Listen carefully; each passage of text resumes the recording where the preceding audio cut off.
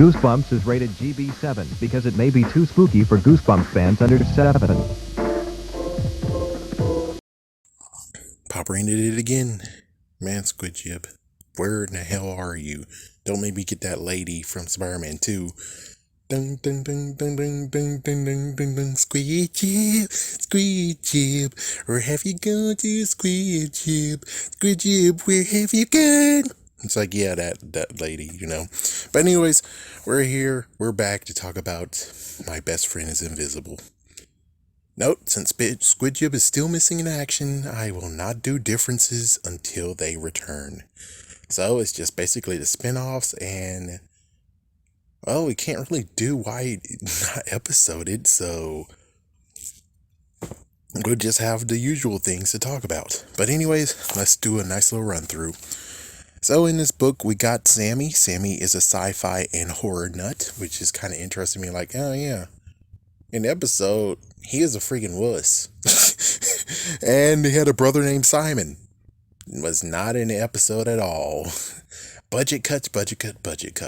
Heck, they even kicked the freaking cat to the curb. Yes, they have a cat named Brutus. And he's on the cover of the freaking book. How in the world are you able to just be like, oh, the cat there? No, we cut him out. That's his well, Bruce didn't do much anyways, technically. It's like, yeah, technically didn't do much. But it's kind of as bad as being like, oh yeah, we cut Trigger. You cut Trigger from Monster Blood from the freaking damn book? Are you a fucking moron? He's not valuable for the book, so we just got rid of him in the episode. Are you a freaking nut? Are you out of your mind? But anyways, let's get back to it. You have the mom and dad who are scientists. It's like, we're scientists. Man, extreme Ghostbusters, crazy as hell. And then we have Roxanne, who is kind of a friend to him, kind of. So they're working on this English project. It was kind of funny where it's like, oh yeah, I wrote an English paper in college and I was talking about Supernatural because I was happy it wasn't canceled because I thought it was. And I got a C on it. It's like, yeah, it's like, why are you talking about this show? The freaking thing that I gave you did not. Why did you talk about this show? It's like, oh, damn it. So anyways, yeah, most likely it will end with them having this crap too. So what they decide is film a ghost in a haunted house. That's Roxanne's idea. Oh yeah, that's gonna so get you an A. Just like me talking about Supernatural got me an A. Anyways, Hedge House, we already heard that in the episode. Apparently, the extended part is there is a one-armed boy in there. And I'm like, well, you know, if you would have done, which of course you remember, R.L. Stine is not good with continuity things and calling back. But if he was, maybe you could have called back with the Headless Ghost. Yes, you make a nice little callback to Headless Ghost. That would have been kind of cool. Wouldn't you think? Be a little bit cool, you know? Being like, wait, what? It's like, yeah, that would have been a good one to just throw you over the curb. Being like, yes, the kid who lost his head. It's like, wait a minute. We read a book like that before. And it's like, yeah, they're in the wrong damn place.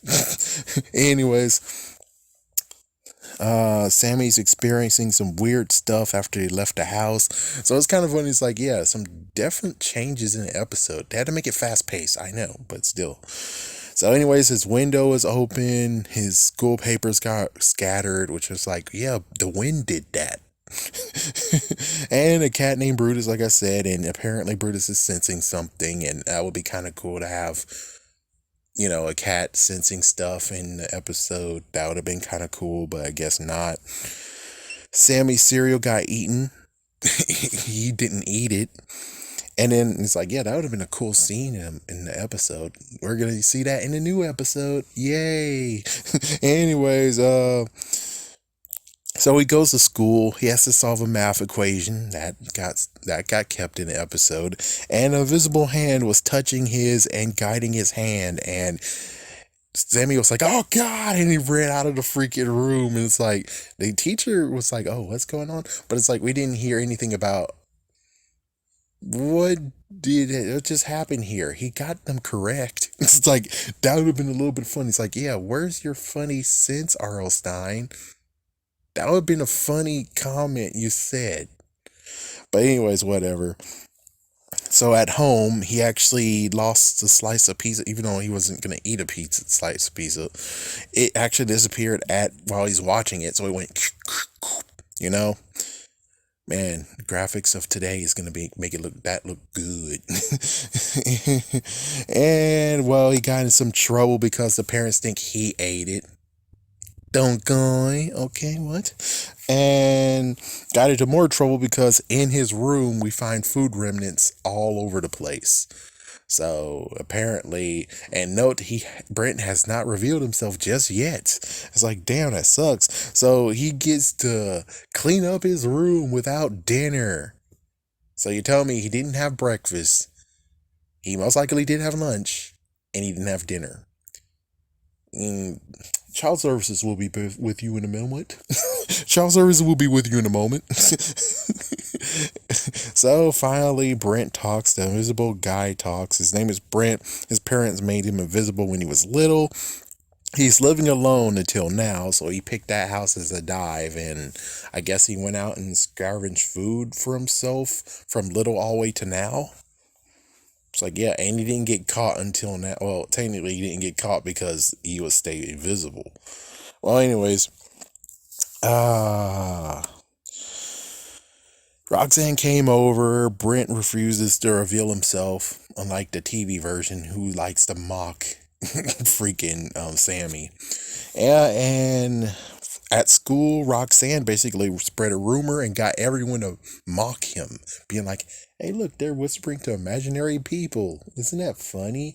And it's like, wow. And she laughs, and it's like, yeah, the payoff that happens later, you kind of deserve it. Sorry to be a jerk, but in this case, your friend confided in you, and you kind of deserve what's going to happen next.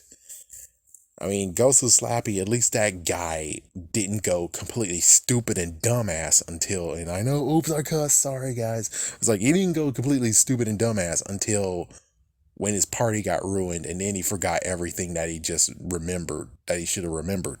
Anyways, he's hiding in school at lunch. Yeah, hid in the library. I remember doing that in high school because I was done, finished eating. I had no one to talk to. Why not sneak into the library and play some video games? So Brent ate Sammy's sandwich for lunch. Oh, come on, dude. Really?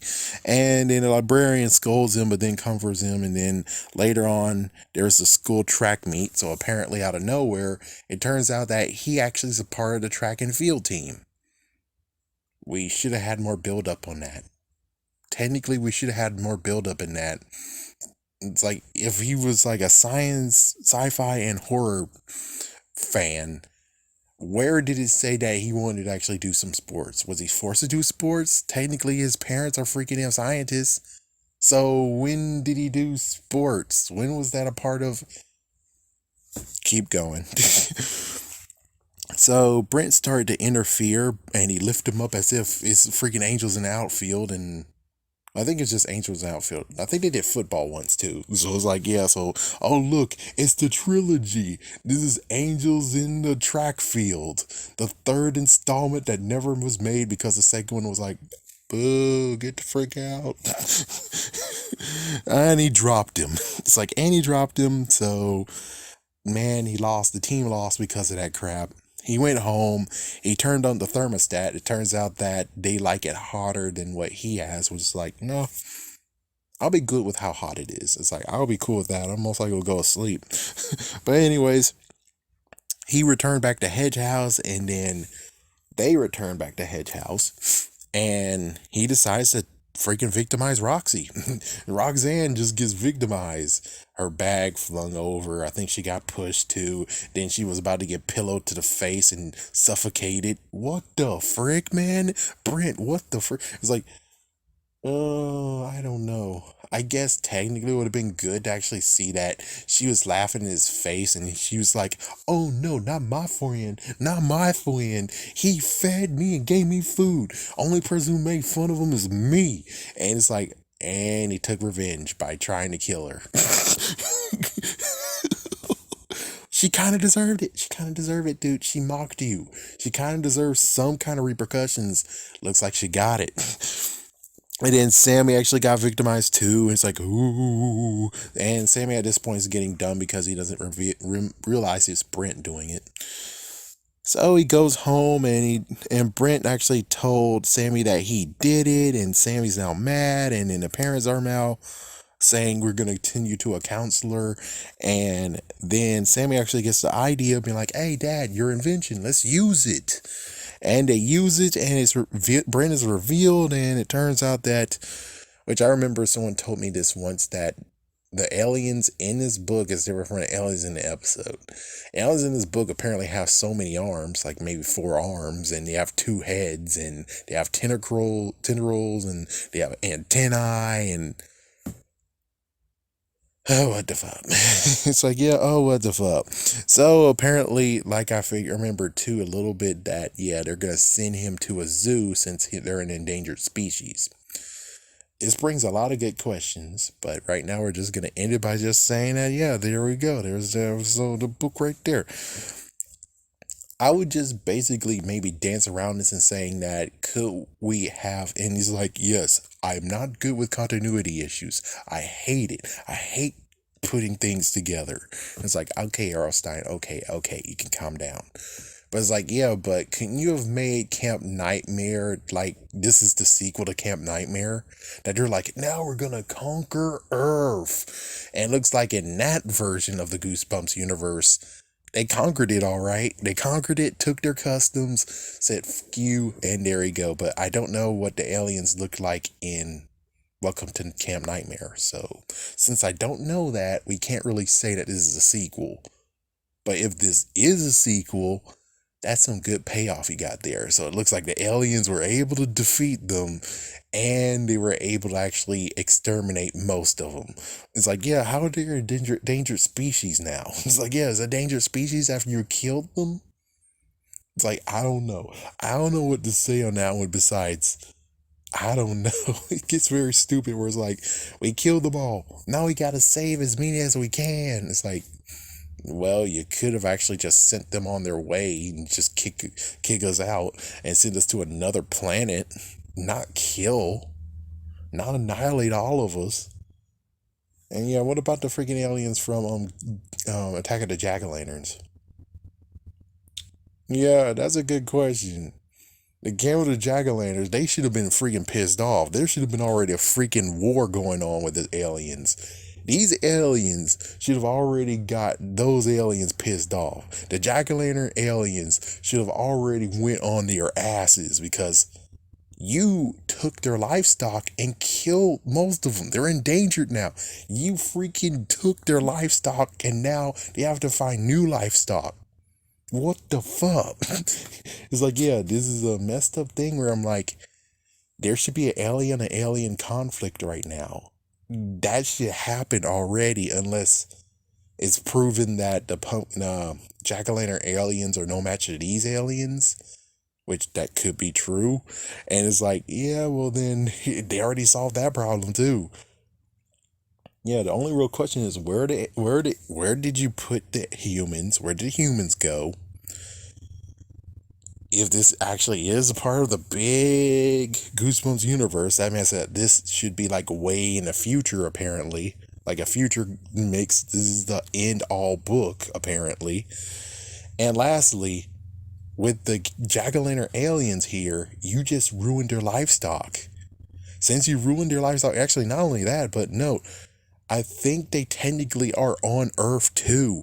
So doesn't that mean that freaking secret society of the aliens, they most likely either A, stocked up on humans, definitely, or B, they most likely remaining silent, or C, you already killed them too. We don't know. Anyways, this is a fun freaking book to actually talk about. So we're going to continue on with this with the spinoffs. Have a scary day. Have a scary night.